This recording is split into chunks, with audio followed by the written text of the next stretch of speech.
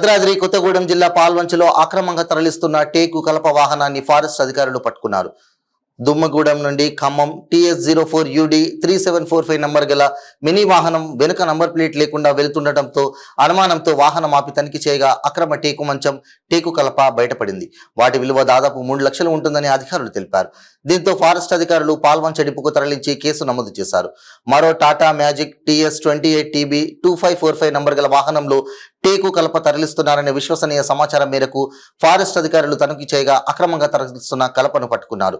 పట్టుకున్న కలపను కలప డిపోకు తరలించి విచారణ చేపట్టారు.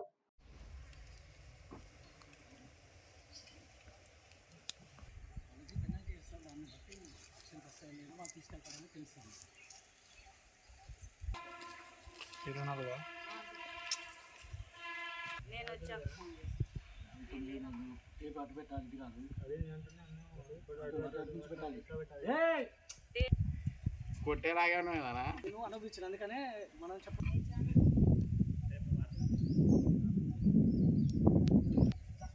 వెహికల్ యాక్షన్ 19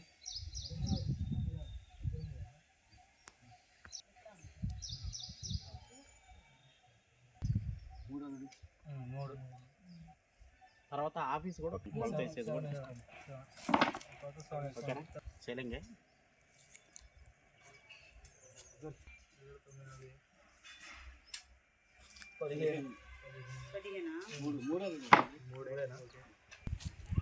కొలత కాకుండా అయితేనే పడేయకూడదు. క్రాస్ పెడుతున్నాం, క్రాస్ పెట్టొద్దు. 94 మేడం. ఉన్నాయి 1 2